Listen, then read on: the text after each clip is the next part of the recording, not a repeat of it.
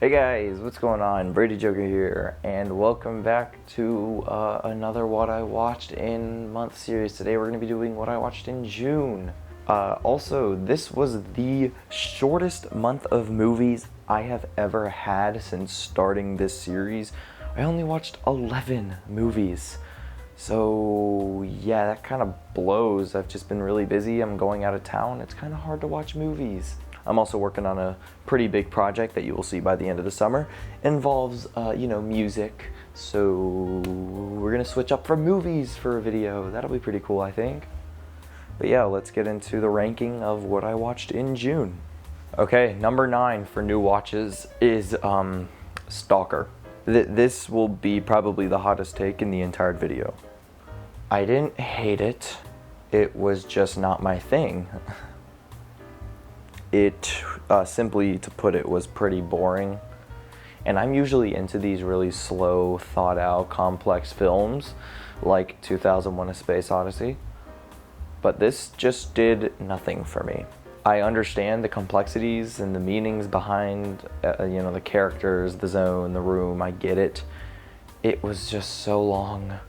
And this is probably a hot take. The movie was ugly as heck. Like, dude, even in the outside, color scenes, it was just dull. It was bleak. It did nothing for me visually. Cinematography wise, it was, interesting, and technically it was filmed very well. The longest shot in the movie is 6.5 minutes, no cuts, which is bonkers if you know anything about filmmaking. The acting was solid, it just totally was not my thing, so I probably won't check out Solaris anytime soon, so don't ask me. Alright, number 8 is The Florida Project. This is another one I'm kind of disappointed at how much I just kind of thought this was good. It felt like a documentary, if I'm being honest. It didn't really feel like a movie. It just kind of felt like a compilation of this little girl's life. I just think the movie was just kind of tonally off for me in terms of how one character was one of the most unlikable, most hateable characters I've ever seen in a movie. That, of course, being the mom, Haley. And then the movie just tries to make you feel bad for her, towards the end and everything. And it just didn't work for me because I wanted everything bad to happen to this chick. I just felt bad for Mooney because Mooney was the best, and the ending is also pretty weird, and I didn't really mess with the ending scene. It's just kind of corny, if you ask me, and didn't really fit the tone of the movie either. But you have Willem Dafoe, which he carried every single scene he was in. So at the end of the day, it was fine. I enjoyed it. It just wasn't my favorite thing of all time. I didn't really get emotionally invested with the story. Alright, number 7 is Persona. This is my second Ingmar Bergman film, and I watched Seventh Seal a little bit ago, and I wasn't huge on that one either. And while I did like Persona a bit more, I think the story was a bit more compelling. I think it had more interesting scenes. It still didn't do a ton for me. Another one where I just didn't really get that much investment into it. I just was kind of just watching it happen, and then by the end I was like, oh, okay, yeah, there were great things about it, but there's just some weird stuff in this movie. This movie is weird, alright? Just go into it blind, though. Go into it blind. Alright, number 6, I have Singin' in the Rain. It's again just not really my thing. It's just a really corny musical. However, I actually did really enjoy parts of this. Donald O'Connor, in every scene this man is in, absolutely steals the show. He is so good in this movie, and I love him. And then there's this really weird scene towards the end where it's this 20-minute musical that's a fantasy, and it's it dragged on towards the end, and it really brought it down for me, honestly. It just kind of lost momentum. But I did actually enjoy a lot of this movie. It's fun. It's it's Singin' in the Rain, one of the most iconic movies of all time. It's a classic. All right, number 5 is Rango. Look, I liked this so much more than I thought I would. This was excellent, dude. Oh man, this was great. Talk about animation, dude. The animation in this film is stunning, as well as this isn't really a kids movie. There's so many bad words and darker themes in this one. It was like shocking the majority of the movie. I was like, oh my God, are we really like talking about this stuff in a kid's movie? I don't know, I really enjoyed Rango's story. I liked his arc, even though the movie is a bit predictable and, you know, it's a classic animated film, but I loved it regardless. It was the final Best Animated Feature winner movie I needed to watch, and I said I was gonna rank them, but that is like, it's like 24, 25 movies, which, man, ranking 25 movies it takes a lot of time, and I go to Italy tomorrow at the time of recording this. I'm literally getting on a 11-hour flight to go to Italy. I don't have time to make videos. You're lucky you're getting this. It is like 12 in the morning. I have to edit all of this tonight.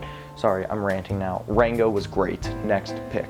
Number 4 is gonna be Thief. Michael Mann directed this one, I believe, and I loved this movie.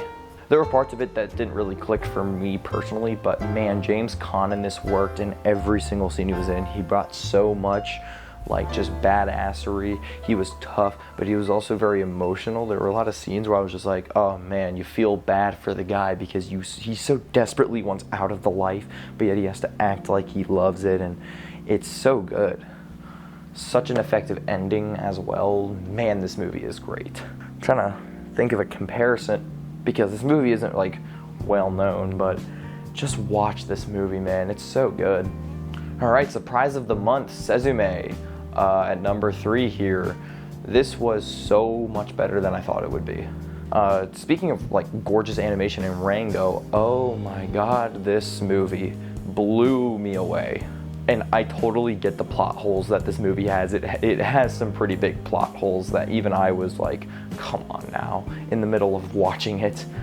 But I do not care. The movie got me so emotionally invested. I was engaged the entire time, even though it is kind of just the same thing over and over again. I love the premise, I love the concept, I love the characters. Even though, you know, I typically don't like these cliche love stories, it worked so well for me in this one, and I'm not really sure why. I just love Suzume's determination and her goals and the way that she goes about trying to achieve them throughout the film. I really enjoy it. I like all the little fun side characters that you meet along the way, and it's just a really great movie about grief, handling loss, and it's just like, it's great. This one kind of got mixed reviews when it came out, and I'm not really sure why, because I think this is like a borderline masterpiece. Oh my God, North by Northwest was so good. This is like a borderline 5-star for me. Checked every check. Like I said, it's 12 in the morning. Please forgive me. Anyways, yeah, no, this did everything right. Arguably Hitchcock at his most goofy, dare I say. Cary Grant is absolutely incredible in this. Not my favorite Hitchcock performance. Still prefer Jimmy Stewart in Vertigo, but I think I do prefer North by Northwest over Vertigo. This movie is just so fun. You're constantly on the edge of your seat wondering what's happening. The near 2.5 hour runtime flies by. The movie is great at its pacing. All the twists and turns, the characters, literally everything about the movie is so good. It has that climactic Hitchcock ending that everybody loves and I love, and the romance here does actually work. Surprisingly, for a Hitchcock romance, it works so well. Genuinely a fantastic film. Definitely gonna rewatch this one soon because it's just so much fun. But Anatomy of a Murder takes number 1 here. This is the last movie of the month, and look, if you kind of have been watching the channel for a while, you know that Anatomy of a Fall was one of my favorite movies of 2023. I love courtroom dramas in and of itself. So when you take courtroom drama and then put my favorite actor as the main character, you're gonna get something that I'm gonna love. Easily one of a newfound favorite for me. It's just Jimmy Stewart's performance in this is so good. I mean, nothing will obviously top him in It's a Wonderful Life, but like this might be a close second. He's so sarcastic, he's so satirical, he's so like motivated, he's so determined to win this case, and it starts to drive him crazy in the middle of the trial, and it's just like, it's so good.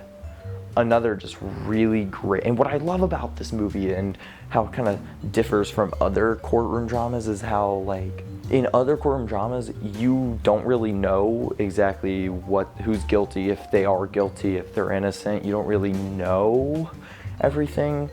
You don't know if the person that they're trying to defend or prosecute is guilty or innocent. Here, you know exactly what happened. You're just watching Jimmy Stewart try to win this case, and it's excellent. Another amazingly paced movie. This movie was 2.5 hours, flew by, didn't feel it at all. Genuinely just a masterpiece in every sense of the word. I love it so much.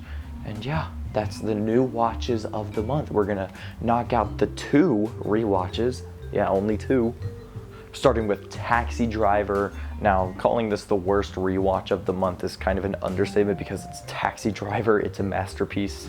It's just, I rewatched one of my favorite movies, you'll see. But yeah, I mean, Taxi Driver is great. The score in this is absolutely gorgeous. Robert De Niro is iconic in this. The directing is really, really good. And I'm kind of honestly sick of people comparing it to Joker because I saw the comparison less on this rewatch than I did on my first watch. They are 2 very different movies that just kind of have the same concept, but they go about them in completely different ways, and they end in completely different ways as well. I'm just kind of sick of people comparing comparing Joker to Taxi Driver, which Joker is still better than Taxi Driver, so shut up. Anyways, Taxi Driver, yeah, it's a masterpiece. And the best rewatch was Fight Club. It's like my 4th time seeing this. It's in my top 5 favorite movies of all time. I don't even care. Just call me whatever you want. I know it's kind of weird to like Fight Club nowadays because I could make a whole video talking about how the people who hate on Fight Club because it's, you know, misogynistic are the most stupid people of all time. Like, I could get into the whole conversation about interpreting movies because there's the argument you can interpret movies however you want, and that's sometimes true, but that's also sometimes not true. Because when a movie is clearly trying to tell you its message and people are taking that message and flipping it, that's when interpretation becomes, a negative thing. Another example of this is The Shining. There's a theory that Wendy is the crazy person and is actually the tormentor of Danny and Jack. And that is completely twisting what The Shining is kind of all about. The whole underlying message of The Shining is an abusive husband, and now you're trying to flip it on the woman, and it's completely interpreting the material completely wrong, and that's what happens to Fight Club a lot of the time, and people don't realize that it's completely anti-misogynist, and I don't get where the confusion happens. I could make a whole video about this and this conversation, but I'm not gonna do it now because it's 12 in the morning. I gotta start editing. You're probably not gonna get movie clips for this one. I was gonna, but you're probably not gonna get it. Sorry about that little rant I had on at the end there, but yeah, I hope you guys still enjoyed this very short video. I know these are usually so much longer, but hey, you get a short one. So yeah, I hope you guys still enjoyed, and like and subscribe if you want to. I don't really care, and hope you guys have a great rest of your day, evening, or night, or whenever you're watching this, and I'll see you guys in the next video. Goodbye.